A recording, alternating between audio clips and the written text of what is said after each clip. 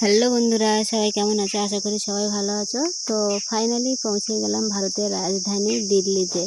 অনেকে ভিডিও দেখেছো, দেখার পরেও জিজ্ঞাসা করো আমি কোথায় গিয়েছিলাম, কারা কারা গিয়েছিলাম, সেগুলো সামনাসামনি অনেকেই জিজ্ঞাসা করো। অনেকেই বলে যে ভয়েস ভিডিও দিতে পারো না, অনেকে বলে আবার ব্লগ ভিডিও তো দিতে পারো। হ্যাঁ, ভিডিও তো দেওয়াই যায়, কিন্তু সব কিছুর পেছনে দেখো সময়টা খুব মূল্যবান। সময় তো দিতে হবে সব জায়গায়, তাই না?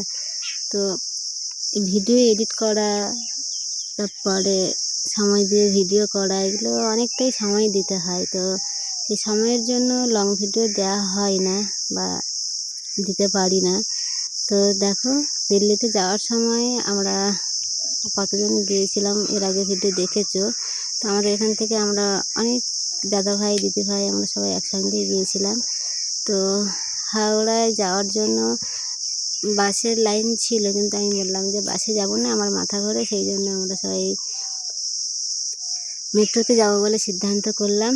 তো এখানে আরও অনেকেই আছে যারা লিফট চড়েনি, এই প্রথমবার চড়ছে। তো তাদের অনুভূতিটাই বুঝতে পারছি, অনেকটাই আলাদা বা অন্যরকম। তো মেট্রোতে উঠে আমি একটু ভিডিও করছিলাম। তো এই দিদি ভাই ভাবলো যে আমি ফটো তুলছি, সেই জন্য পাশে এসে দাঁড়িয়েছিল। তারপর যখন বুঝতে পারলো যে আমি ভিডিও করছি, তো সবাই মিলে তখন একটু হাসাহাসি করে নিল যে আমি একটু ভিডিওই করছিলাম। তো হাওড়ায় পৌঁছে যাওয়ার পর সবাইকে একটা করে আইডি কার্ড দিল, যেখানে ছিল নিজের ফোন নাম্বার, ঠিকানা, সেইগুলো সবাইকেই দেওয়া হয়েছে যারা যারা ছিল। কারণ এটা থাকলেই বুঝতে পারবে দেখেই যে কতজন মানুষ যাচ্ছে সঙ্গে। তো আমাদের ট্রেনের সময় হয়ে এসেছিলো, সেই জন্য আমরা সবাই মিলে ট্রেনের দিকেই যাচ্ছিলাম। তো দেখো, দেখলে চিনতে পারবে, অনেকেই হয়তো চেনো, এখানে অনেক মাস্টারমশাইও আছে।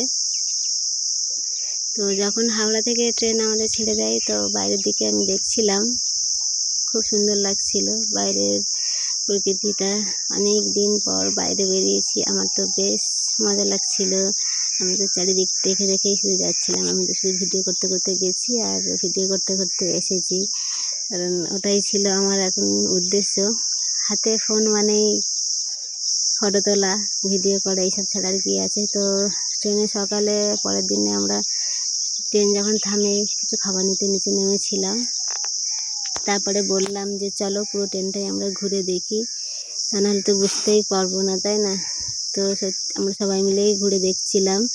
ট্রেনের এ মাথা থেকে ও মাথা পর্যন্ত গিয়েছি। তো প্রচুর প্রচুর মানুষ এসেছে। তো এখানে মনে হচ্ছিল যে একটা পরিবার, এখানে অন্য কেউ তো প্রবেশ করতে পারবে না, আর সেখানে কোনো পারমিশন ছিল না ঢোকার জন্য অন্য কারোর, শুধু আমরাই ছিলাম সেখানে। তো যারা যারা ওই আন্দোলনে যাচ্ছিল শুধু তাদেরই জন্যে পুরো ট্রেনটা। তো দেখো, এর আগে ভিডিও তোমরা দেখেছো, অনেকেই জিজ্ঞাসা করছিলাম। তো যেখানে যেখানে ট্রেন থামছে আমি সেখানে সেখানেই প্রায় নেমেছি বললেও চলে। তো এক দাদা ভাই দিদি ভাই ওরা খাচ্ছিল, বলছিল আমাদের দিকে একটু ক্যামেরা করো, দেখাও। তো ওনাকেও নিয়ে কিছুটা ভিডিও করেছিলাম। উনি কিসের জন্য যাচ্ছে সেইগুলো বলছিল, এর আগে ভিডিও দেখেছো, সেই জন্য এটা মিউট করে দিলাম। তো তারপরে কিছু খাবার নিয়ে আমরা উঠেছিলাম ট্রেনে, সেরকম খাওয়া দাওয়া বাইরে থেকে কিছু নেওয়া হয়নি। তো এখানে ছোলা, মুড়ি, চিড়ে, বিস্কুট, এইগুলোই আমরা শুকনো খাবার নিয়ে উঠেছিলাম। তারপর দেখো, যখন আমরা দিল্লি স্টেশনে পৌঁছাই আমাদেরকে গার্ড দিয়ে নিয়ে যাচ্ছিল, পুলিশ ছিল। তো সবাইকে সেভ করেই নিয়ে যাচ্ছিল। দেখো কত মানুষ, দেখলেই বুঝতে পারবে। এখানে যখন আমরা এক জায়গায় হয়, পুরো সম্পূর্ণ ট্রেনটাই তো আমরাই ছিলাম।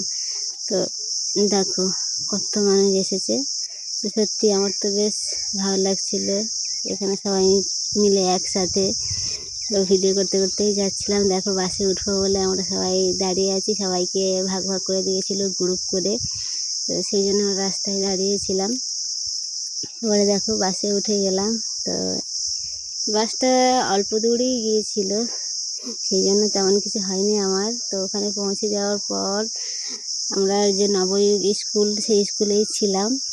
সবাইকে একটা কোল্ড ড্রিঙ্কস দিয়েছিল, খেয়ে নিয়ে এবারে আমরা রুমে চলে গেলাম। রুম বলতে এটা একটা ক্লাস ছোটোদের, তো সেখানে তাদের হাতের কাজ দেখে বুঝতেই পারলাম। তো তারপর অনেক রাত হয়ে গেছিলো, ওখানে যখন পৌঁছাই তখন রাত প্রায় অনেক হয়ে গেছিলো।